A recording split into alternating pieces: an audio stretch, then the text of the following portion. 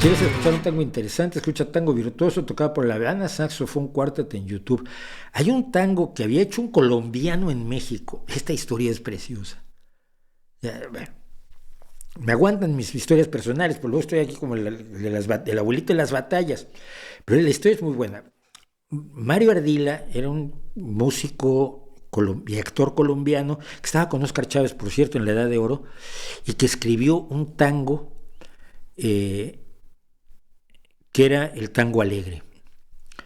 Y yo tenía amigos argentinos a los que les cantaba yo el tango alegre y el otro tango del Lelutier, el tango bufo de Lelutier, no me acuerdo cómo iba. Pero de este sí me acuerdo, porque este era un pobre hombre que era cojo, era manco y era jorobado. Estaba casi ciego, no tenía dinero y la tuberculosis lo había minado. Su madre disoluta, su padre era un perdido. Su mujer lo engañaba con su único amigo. 4 hijitos que tuvo la lepra los mató y el único hijito lo atropelló a un camión. Yo les cantaba el tango alegre a mis amigos argentinos y me insultaban. Entonces contaba yo chistes de argentinos.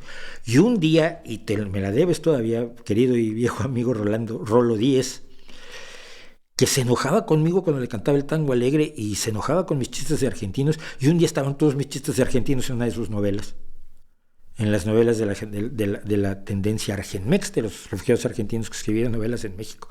Entonces ese era mi tango favorito, el tango alegre, que si quieren se los termino, porque un día se fue a la iglesia para dar gracias a Dios y entrando una cornisa encima le cayó.